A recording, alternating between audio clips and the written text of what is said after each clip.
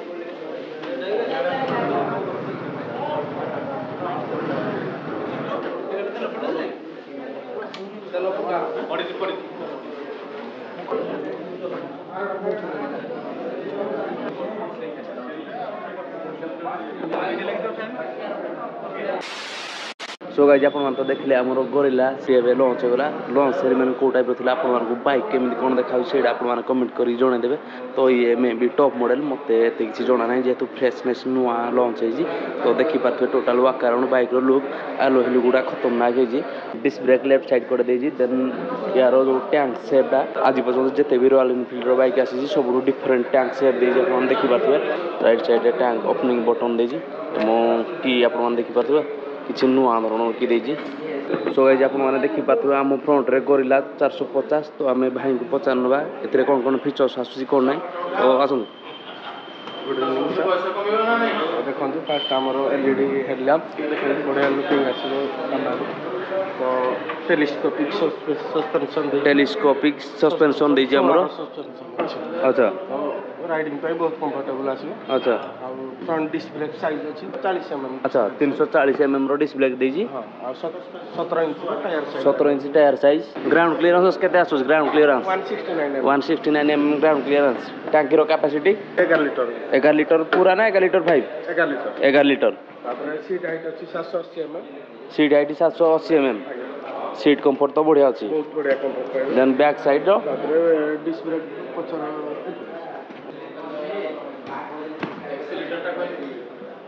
अच्छा disc brake size अच्छी 270 mm रो disc brake size 270 section रो disc brake size अच्छी back section टा और टायर साइज रोजी 160 बाय 60 mm रो 16 इंच अच्छा बहुत चौड़ा टायर सेक्शन 160 इंडिकेटर लाइट देखंतु इंटरगेटेड इंडिकेटर साइज अच्छा इंटरगेटेड इंडिकेटर साइज माने एतरे बैक लाइट भी लागिवो सेतरे इंडिकेटर भी लागिवो ए राइड बाय होया अच्छा एक्सीलेटर जो मारे क्लोज तार एक्सीलेटर तार आसुनी अच्छा तार सेंसर रे काम कर जेटा गोरिल्ला 450 रे जो एक्सीलेटर टा देजी सेटा सेंसर रे चलुची माने तार ओआर किछि नै एटा तो कटवार भय रहइबो अच्छा सो गाइस आपण माने देखि पाथबे हमर टीएफटी रो डिस्प्ले टा को नेविगेट करिया पई एडी उटे सेपरेट स्विच देजी टीएफटी रो नेविगेशन मोबाइल ले कनेक्ट करियो एटा मोबाइल ले कनेक्ट कले ब्लूटूथ रे पूरा मैप देखे परबो ब्लूटूथ टोटल मैप टा इधर आसीबो माने आपण जर्नी क्वाड जाउन कोन नै कोन रॉयल एनफील्ड रो गोटे एप्लीकेशन रहउची सेइतरे अच्छा सो गाइस आपण माने देखि पाथबे गोरिल्ला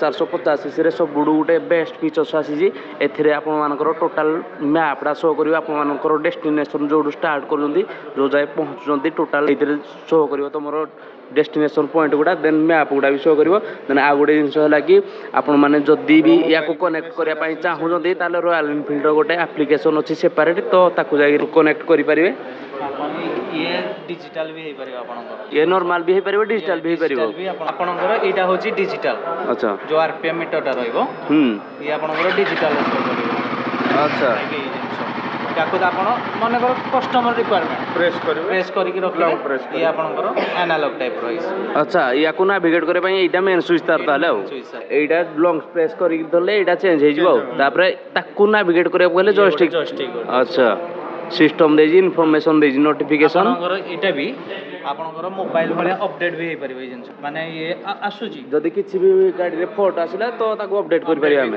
ଗାଡ଼ି ଚଲେଇଲା ଟାଇମ୍ରେ ଯଦି କିଛି ଗାଡ଼ିର ପ୍ରୋବ୍ଲେମ୍ ସୋ କଲା ଡାଇରେକ୍ଟ ରୋଡ୍ ସାଇଡ୍ ଆସିଷ୍ଟାଣ୍ଟ ବି ଆପଣଙ୍କୁ କଲ୍ କରିକି ଜଣେଇବେ। ଆଚ୍ଛା ମାନେ ଆପଣଙ୍କର ଯଦି ଗାଡ଼ି ଆମର କିଛି ଖରାପ ହେଲା କରିଲା ତ ରୋଡ୍ ସାଇଡ଼୍ରେ ଠିଆ କରିଦେବେ, ନାଇଁ ଆପଣଙ୍କୁ ଫୋନ୍ କରିବାକୁ ପଡ଼ିବନି, କଷ୍ଟମର କେୟାର ଫୋନ୍ ଆସିବ, ଅଟୋମେଟିକ୍ ପଳେଇବ, ଇନଫର୍ମେସନ୍ ଅଟୋମେଟିକ୍ ପଳେଇବ। ଅଟୋମେଟିକ୍ ଆସିବ। ଆରେ ଭାଇ ବଢ଼ିଆ ତ ଫିଚର୍ସ ଗୋଟେ ଦେଇଛି। ପେଟ୍ରୋଲ ଟ୍ୟାଙ୍କ ତ କହିଲେ 11 ଲିଟର ନା 11 ପୁରା ଫାଇନାଲ୍। ତ 11 ଲିଟର ଆମର କେତେ କିଲୋମିଟର ଯିବ?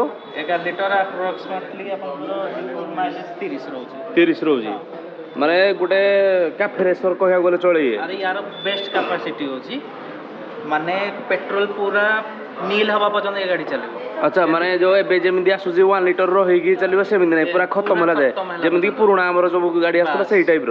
ୟାର ରେଞ୍ଜ କାପାସିଟି କେତେ ମାନେ ପେଟ୍ରୋଲ ଯଦି ଆମେ ଟ୍ୟାଙ୍କ ଫୁଲ୍ କରିବା ଦେନ୍ କେତେ କିଲୋମିଟର ଯାଏ ଯାଇପାରିବ? କିଲୋମିଟର ଆପଣଙ୍କର 11 × 330।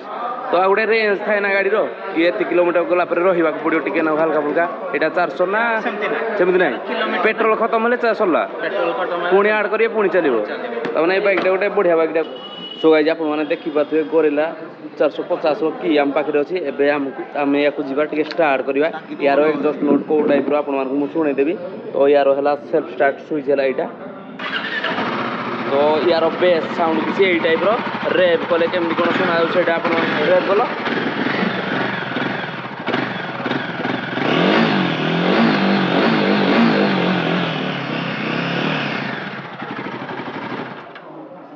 তো ଗାଇଜ୍ ଆପଣମାନେ ତ ଶୁଣିଲେ ଆମର ଗୋରିଲା 450ର ସାଉଣ୍ଡ କିଛି ଏଇ ଟାଇପ୍ର ଥିଲା। ଭାଇ ସାଉଣ୍ଡ ତ ରୋଡ଼ରେ ଗଲାବେଳକୁ ପବ୍ଲିକ୍ ରିଆକ୍ସନ୍ ଆସିବ, କାରଣ ଇଏ ଗୋଟେ ଅଲଗା ନୋଟ୍ ଦେଇଛି। ଆପଣମାନେ ଦେଖିପାରୁଥିବେ ରୟାଲ୍ ଏନଫିଲ୍ଡର ଯେତେ ବି ଆଜି ପର୍ଯ୍ୟନ୍ତ ଆସିଛି ଆମର ଏକ୍ଜଷ୍ଟ ତାଠୁ ସବୁ ଡିଫରେଣ୍ଟ, ଯେମିତିକି ଲାଗିବ ସ୍ପୋର୍ଟସ୍ ବାଇକ୍ ଟାଇପ୍ର ପୁରା ପତଳା ସା ଦେଇଛି। ଦେନ୍ ଓଭରଅଲ୍ ବାଇକ୍ର ଲୁକ୍ ଆପଣମାନେ ଦେଖିପାରୁଥିବେ। ତ ଗାଇଜ୍ ଆପଣମାନେ ଏବେ ଦେଖିପାରୁଥିବେ ରୟାଲ୍ ଏନଫିଲ୍ଡର 1921 ମସିହାରେ ଏଇ ବାଇକ୍ଟା ଲଞ୍ଚ ହେଇଥିଲା। ବଟ୍ ଏଇ ବାଇକ୍ର ଲୋଗୋ ଯେଉଁଟା ଲାଗିଥିଲା ଏଇ ବାଇକ୍ରେ, ଏଇ ବାଇକ୍ର ଲୋଗୋଟା ଆମର ଗୋରିଲା 450ରେ ଦେଇଛି। ମୁଁ ଆପଣମାନଙ୍କୁ ଏବେ ଦେଖେଇଦେବି ଗୋରିଲା 450ର ମାନେ 1921 ମସିହାରେ ଯେଉଁ ଆମର ଲଞ୍ଚ ହେଇଥିଲା ରୟାଲ୍ ଏନଫିଲ୍ଡ ତାର ଲୋଗୋଟା ଏଇଠି ଲାଗିଛି। ଆପଣମାନେ ଦେଖିପାରୁଥିବେ ପୁରା ଅପଡେଟ୍ ଭର୍ସନ୍ ଆସିଛି, ବହୁତ ପୁରୁଣାର ଗାଡ଼ି ମଡ଼େଲ୍ ଦେଇଛି। ତ ନମ୍ବର ପ୍ଲେଟ୍ ଆପଣମାନେ ଏଇଠି ଆଡ଼୍ କରିପାରିବେ।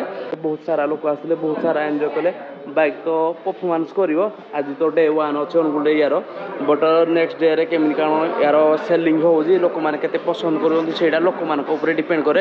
ବଟ୍ ମୋତେ ତ ପର୍ସନାଲି ବାଇକ୍ଟା ମସ୍ତ ଲାଗିଲା। ତ କଲର୍ କମ୍ବିନେସନ୍ ବି ଠିକ୍ ଅଛି, ୟେଲୋ ବ୍ଲାକ୍ ଏଣ୍ଡ ତା ପର୍ପଲ୍ ଟାଇପ୍ର ଗୋଟେ କଲର୍ ଦେଇଛି। A few moments later. So guys ଆପଣମାନେ ଦେଖିପାରୁଥିବେ ମିନିମମ୍ ଆମେ ହାଫ୍ କିଲୋମିଟର ଭଳିଆ ଆସିଥିଲୁ। ତ ଭାଇ ଏକ୍ସଟ୍ରା ତ ଫିଲ୍ ହେଉଛି, କାରଣ ତାର ହ୍ୟାଣ୍ଡେଲର ପୋଜିସନ୍ଟା ବହୁତ ବଢ଼ିଆ ଅଛି। ଏଣ୍ଡ ମିଟର କଣ୍ଟ୍ରୋଲ୍ ଆପଣମାନେ ଦେଖିପାରୁଥିବେ। ବଟ୍ ପାୱାରରେ ତ ଡିଫରେଣ୍ଟ ଆସିଛି, ଫିଲ୍ ହେଉଛି କାରଣ ଆଜ ଏ ପିଲିୟନ ମୁଁ ବସିଛି, ବଟ୍ ମୁଁ ରାଇଡ୍ କରିନି। ତ